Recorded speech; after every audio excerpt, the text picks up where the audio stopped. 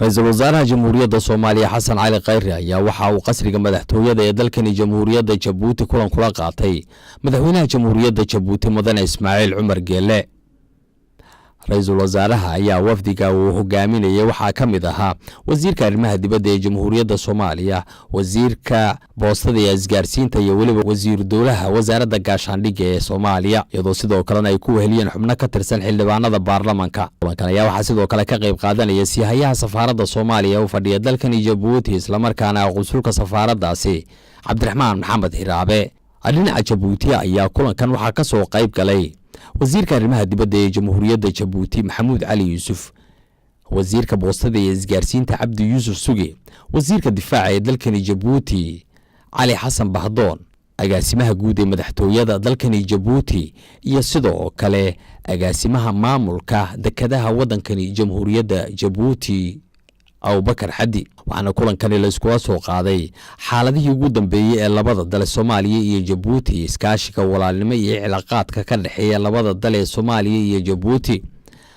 Ra'iisul Wasaaraha dalka Soomaaliya Xasan Cali Khayri ayaa madaxweynaha Jamhuuriyadda Jabuuti waxa uu uga warbixiyay horumarka dowladda Soomaaliya ay iminka ka gaartay dhinacyada kala duwan ee horumarka siyaasadda iyo dhaqaalaha intaba. Madaxweynaha Jamhuuriyadda Jabuuti ayaa Ra'iisul Wasaaraha dalka iyo waliba madaxweynaha Soomaaliya ku amaanay dadaalka xooggan ee ugu jiraan sidii Soomaaliya ay mar kale cagaheeda isugu taagi lahayd. Ra'iisul Wasaaraha dalka ayaa waxaa sidoo kale madaxweynaha Jamhuuriyadda Jabuuti uu soo gaarsiiyay salaan diiran iyo fariin uu uga siday madaxweynaha Jamhuuriyadda Soomaaliya Mudane Maxamed Cabdullaahi Farmaajo. kulankan ayaa waxaa sidoo kale la isula soo qaaday heshiis labada dal ay ku kala saxiixdeen dhawaan wadankani Jabuuti oo ay u kala saxiixeen wasiirka arrimaha dibadda ee Soomaaliya iyo wasiirka arrimaha dibadda ee Jabuuti. markii kulankaasi uu soo idlaaday ayaa Ra'iisul Wasaaraha Jamhuuriyadda Soomaaliya iyo Ra'iisul Wasaaraha dalkani Jamhuuriyadda Jabuuti waxay warbaahinta uga warameen kulankan iyo ahmiyadda gaarka ay leeyihiin.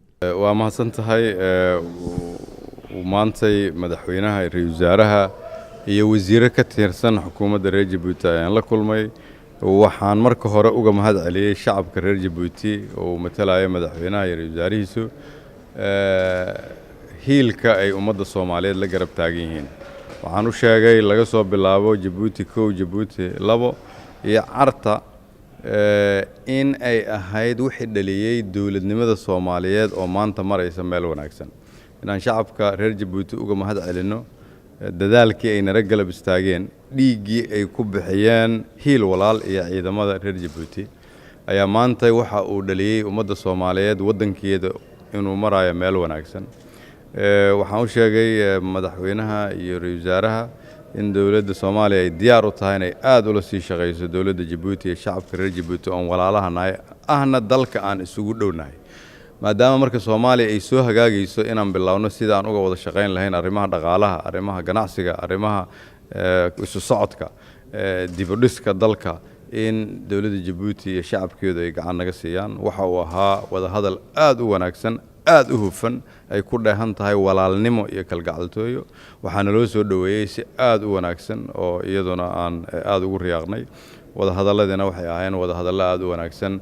waxaana rajayn doonaa inay tusaale u noqon doonto qaabka mustaqbalka aan u sii wada shaqeyn doono haddii Ilaahay yiraahdo. ujeedadeedu waxay tahay sii xoojinta wada shaqeynta labada wadan, annagoo diiradda saaraynay xoojinta amniga labada wadan, dib u dhiska ciidamada dalka Soomaaliyeed, wada shaqeynta sidii dhaqaalaha Geeska Afrika loo kobcin lahaa, gaar ahaan Soomaaliya hadda iyo dawladda Jabuuti sida ay uga qayb qaadan lahayd maalgashiga hadda ka socda dalka Soomaaliyeed, iyo inaan iska kaashano siyaasadda labada wadan, siyaasadda Geeska Afrika, siyaasadda dunida, iyo sida dawladda Jabuuti gaar ahaan madaxweynaha sharafta leh madaxweyne Ismaaciil Cumar Geele oo aan uga waday fariimo hufan madaxweynaha Jamhuuriyadda Federaalka Soomaaliya si uu noola qaadi lahaa shaqooyinkaas aan ku guda jirno.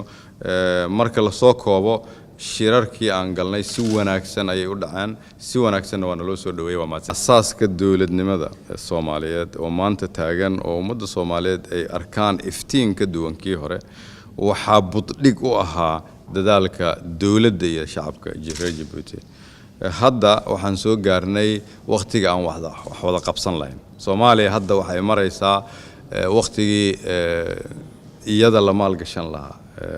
waxaan isweydaarsanay sidii aan u kala baran lahayn sidii aan hay-adaha dawladda labada dawladood aan u dhisi lahayn sidii aan maalgashi u samayn lahayn sidii aan isugu xiri lahayn labada wadan iyo qaaradaba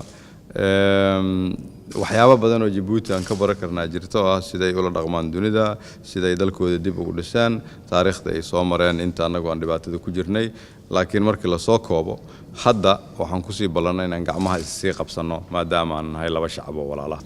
Le premier somalien est arrivé à notre invitation à Djibouti et il nous a expliqué le nouveau visage de la Somalie.